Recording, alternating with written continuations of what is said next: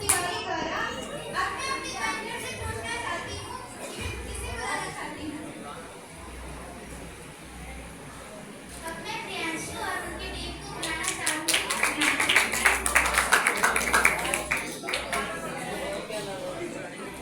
आज मैं आप सभी के समक्ष मगध के राजा धनानंद के दरबार में शास्त्रार्थ का एक अंश नाटक के रूप में प्रस्तुत करने जा रहा हूँ, जिसके पहले अंश में मंच पर राजा धनानंद शास्त्रार्थ में भाग लेने आए साधु तथा आचार्य वाराणसी उपस्थित हैं। चलिए देखते हैं वहाँ क्या चल रहा है।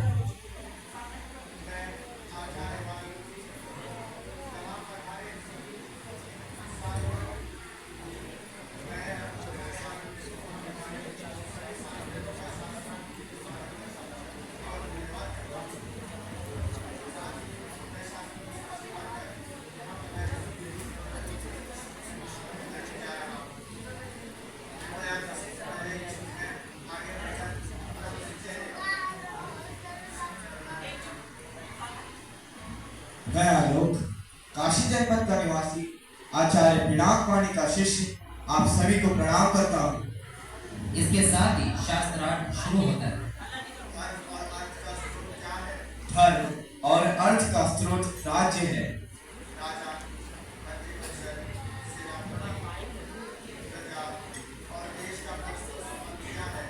राजा राज्य रूपी वृक्ष का मूल है, मंत्रिपरिषद उसका धड़ है, सेनापति उसकी शाखाएं हैं, सैनिक उसके पत्ते, उसकी प्रजा उसके पुष्प है और देश की संपन्नता उसके फल है।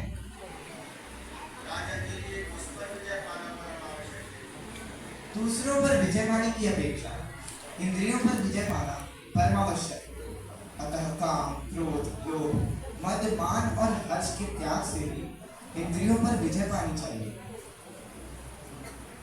क्या मैं इंद्रिय जय नहीं हूं? बोलो, क्या मैं इंद्रिय जय नहीं हूं?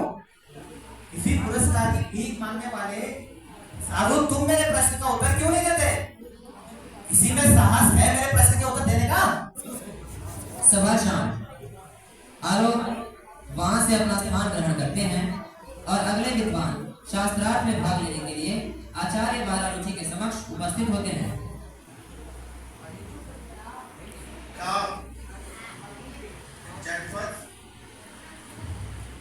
तक्षशिला। आचार्य तक्षशिला का गुरुकुल।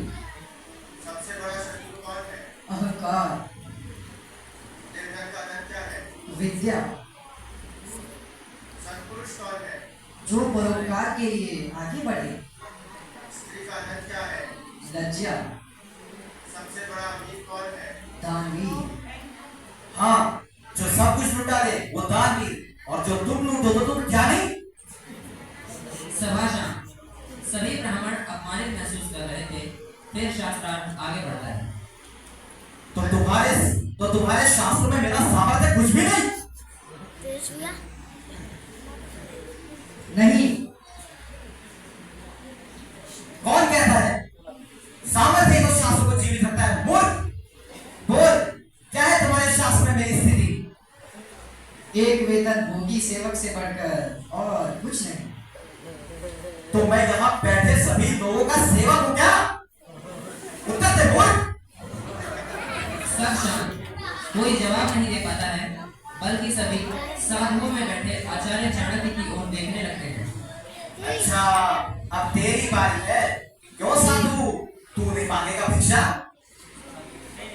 लूट ले, इन सब के साथ लूट ले तू भी इस धनानंद को। यह सुनकर चाणक्य उठकर जाने लगते हैं। तभी धनानंद उन्हें रोकता है। क्यों साधु, आज तू शास्त्रों की चर्चा नहीं करेगा? किसी पद या धन के लिए अपने हाथ नहीं पसारेगा? मेरा धन ज्ञान है धनानंद, और अगर मेरे ज्ञान में इतनी शक्ति रही तो मैं अपना पोषण करने वाले सम्राटों का निर्माण कर लूंगा। मुझे धन अथवा राजपद की कोई लालसा नहीं। एक साधारण साधु और इतना अहंकारी? शिक्षक कभी साधारण नहीं होता धनानंद। थोड़ी प्रलय और निर्माण दोनों उसी गोद में खेलते हैं। तो क्यों आया तू यहाँ? सोचा था कि पाटलिपुत्र में ज्ञान के प्रकाश को देखूंगा, किंतु मैं देख रहा हूँ कि ज्ञान के सूर्य को राहु डस रहा है। तो वो राहु मैं हूँ।